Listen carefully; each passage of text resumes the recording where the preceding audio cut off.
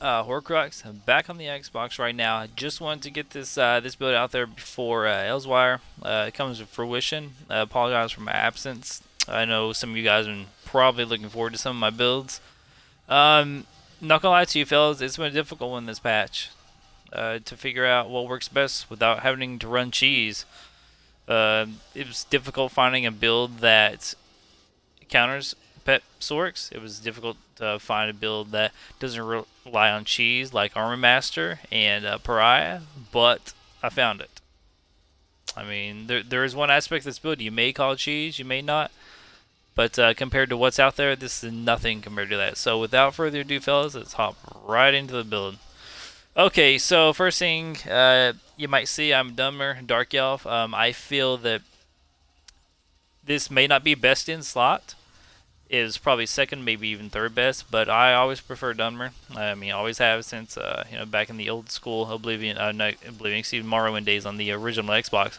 Always like the Dunmer, prefer the class. The only difference it doesn't give you is a little bit of recov. We don't have to worry about recov in this build at all, so that knocks out the high elf. And the Bretons is a little bit of resistances and cost reduction, which factor into your recov. Really not an issue. So everything fully buffed up. Mind you, this is without a tripod. We just want to pop an Essence of Magic here. So here's everything fully buffed up. Our region is it seems pretty low, but let's say we're running. You're not going to worry about recovery at all. So we got all our points in the Max of Magicka. Currently running the Mage, and as of right now, we're just running the Tri-Stat food because what I've noticed in open world, the better stam sustain you have, the longer you live. And the longer you live, the more you can run your opponents out of their resources. So those two kind of go hand in hand. Notice we almost have 20k stamina on the sorcerer with over 1,000 recov and stamina recovery. That's absolutely fucking absurd. I mean, it really is. You can roll dodge. Hold on, check it out here. Check this shit out. 1, 2, 3, 4. Pop a pot. Fuck it. That's 5 roll dodges with some despair. That's insane. Anyway, let's get on to the other. I don't want to waste too much time on this. Let's go over the sets first. Alright. First, we're running the Master's Inferno. I really like this. Really didn't like the weapon for a long time, but it actually does free up a slot on your bar. Nothing to me is more frustrating than trying to CC someone than the CC fail. Right, so let's say if you use Rune Cage for example, you expect the Rune Cage to land, and when it doesn't, it kind of throws you off your game a little bit. Whereas, not only is this your spammable, but also you're stunned. So what if one or two miss? You know, you're eventually still going to stun them anyway. So not only is this our spammable plus the stun, you know, that helps us free up a slot on the bars because Magicka Sorcerer is not gonna lie to you guys. We need more slots. Like, there's just so much utility to this class, you can't just fit it all in 10 slots. You just can't. So this helps us free up some slots. Next up, we're running the Lich. It's the OG Daloria's staff. Good luck farming that. Running a defending trait on this. You can run infuse as well. I prefer defending because I also transition this build into duels. I literally don't change the sets at all when I duel. When I'm open world, when I'm in BGs, this build works for literally everything. Here's the set for you if you guys are unfamiliar with it. Next set we're running Pirate Skeleton. Now, this is what some of you guys may call cheese. It's really not cheese compared to what's out there. You just gotta pick the lesser of two evils. Yeah, it might be cheese in some respect, but on any shield class, whether it be a mag blade or sorcerer, you know, Zidane used this in one of his last montages, and this gives him amazing tank ability, just absolutely absurd. And not gonna lie, I was running Armor Master for a while, but this set alone, this two-piece alone, gives you twice the tank that does. So I mean, put it in perspective: 30% damage reduction. Okay, that's like 15,000 resistance, physical and spell resist. Okay, so just kind of factor that in. You know, when you're number crunching, that's equivalent to about 15,000, more so actually, probably closer to 16,000 resistances.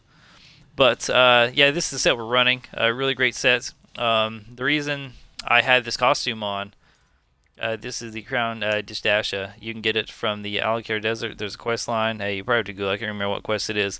But this keeps you from getting the Pirate Skeleton bug. Sometimes when you morph into the skeleton, it'll... sometimes I've been kicked from the game. Sometimes they'll lock up your bars. You can't swap. You just kind of stand there, like all stupid and shit. Like you have downs. No offense to anyone. But this costume takes care of that. Yeah, your character may look shit like mine. Like I just randomized my dude and he looks trash, but anyway, I digress. Last but not least is my absolute favorite set in the game still yet, which is Amber Plasm. Now you can run Bright Throats, but and then put on like a Serpent Mundus for recovery, but I prefer Amber Plasm. You farm this in Mazzotin. It's can be tedious to farm if your groups really don't know what they're doing, but gives you crit, which you desperately need this patch. Max Magicka gives you spell damage and gives you a decent boost in Magicka and stamina. In this patch, fellas, you need a lot of stamina recover and a lot of stamina. That's how you 1vx. Okay, it's not by being a tank and stacking damage. You need to be able to maneuver and outplay your opponents. Like the more stamina you have, more stamina recovery you have. That's how you do it. Jewelry, running all spell damage. Sometimes I do swap one of the necklaces. Sometimes I'll swap to stamina recover, and that'll give you a little over 1200 stamina recovery, or so. Yeah, about 1250. It's entirely up to you. In duels, I'll just toss on spell damage, but in open world, usually I'll toss on a stamina recover glyph as well, just to have that extra stamina. It seems like overkill. It's really not, guys. All right, let's keep this short and sweet. Bars are pretty standard. Crystal Frags, Haunting Curse, Inner Light for the max magic and the crit. Crit is very important in this patch. Flame Reach is our spammable /CC, frees up a bar. I prefer Streak on my front bar. This is entirely up to you guys. I use this offensively to pull Nightblades out of stealth. They're super annoying this patch. And the good thing is this is getting a huge buff. Next patch, it's actually getting a 3-second stun instead of a second and a half. So the little stun that it does, most people doing break free of that because it's such a short stun. Now they better be breaking free, otherwise they're going to take a frag to the face when you 180 them. Alright. You can run a Shooting Star. I prefer this because, 1vxing, I like to hit more than one target, and this, if you hit enough people, you pretty much get enough ultimate back to cast your Lights Champion on your back bar in case you need it. Now, what you need to know about this, fellas, this is getting shit on. So use Lights Champion while you can. Because next patch, you ain't going to use this shit. More than likely. You may use it because it gives you major protection. This patch, next patch it won't. You got to choose between the two. Actually, I don't know if it does or not. But anyway, I'm pretty sure you lose the major protection buff you get. But luckily, our set that we have already has it, the Pirate Skeleton, so no worries there. This is our class buff. That not only does this give us resistances, does a little bit of damage, and pairs really well with Power Surge because, in Power Surge, the more you crit, the more you heal. You're always hitting people with your Power Surge, you're always critting, you're always healing. Really good synergy between these two. Not only that, really good strategy to get into. Trying to kite Zergs, you want to streak, run, 1, 2, streak, it's so laggy, roll dodge, lightning form, if it'll ever cast, 1, 2, until the buff runs out. It's just a really efficient use of that. Just kind of throwing the roll dodges in between to remove the snares and shit. Alright, so finish out the back bar here. You could possibly take Power Surge off and put, your Spell Power Pot or Alliance Pot. If you do that, definitely toss on some sort of hot.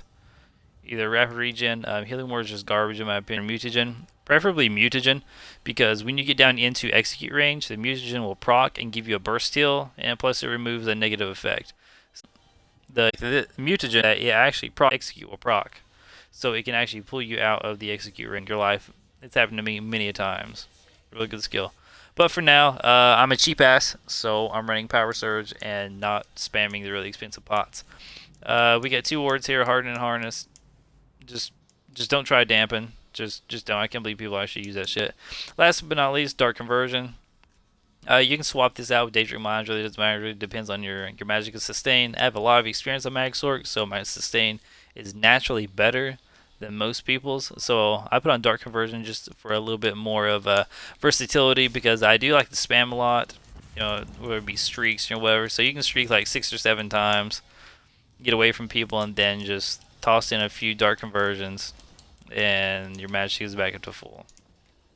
So it's entirely up to you whether you want to run that on the back bar. I know next patch, we're getting rid of Dark Conversion. We're going to replace it with, it's one of the skills from the Sigil skill line, the reworking. It actually makes you immune to snares and immobilization effects for, I think, 4 seconds. So that's what's going to go there in that slot. So just hang tight. So that about does it for the bar setups. That does it for the, what am I trying to say? The sets, yeah, Jesus Christ. I just had a mental fucking breakdown right there. Okay, so last we'll go into is the CP tree. Alright, so first tree, Clay crits rare. I cannot reiterate that enough. 81 Master at Arms. Fuck light attacks, shattering blows, whatever. You're not going to kill someone who's sterling with shields. The only time you're going to kill them is when their shields drop. So what's the point of having points in the... You're just not going to be able to burst a really good player if they're stacking wards. So fuck shattering blows, mastering arms. And what's really annoying is the stand blade. So go for that raw damage if you can. Here's a red tree. All this is to get reinforced. This is pretty nice. It pairs very well with our class, because just because you're a sorcerer doesn't mean you're blocking. You need to block every now and then anyway, especially when you're animation canceling. You unintentionally block anyway, so this gives you like a little shield. I mean, everything a little bit adds up. Next tree. I don't have any into thick skin because, you know, bleeds bypass that. And most of the top builds out there are kind of bleed effects, so, you know, whatever. Rather just have the streak mitigation from the light armor focus. And also, if you really wanted to, you could take points out of here. Instead of going for reinforced, you could put enough points into here to where you have the Unchained passive. So when you break free, your next stamina ability will cost pretty much nothing. So Dark Conversion will pretty much be free to cast. But since we have so much stamina and so much recov, it doesn't matter. We don't have to worry about stamina sustain at all in this class. So this passive is pretty much null in my opinion. Last but not least, 61 in the Bastion.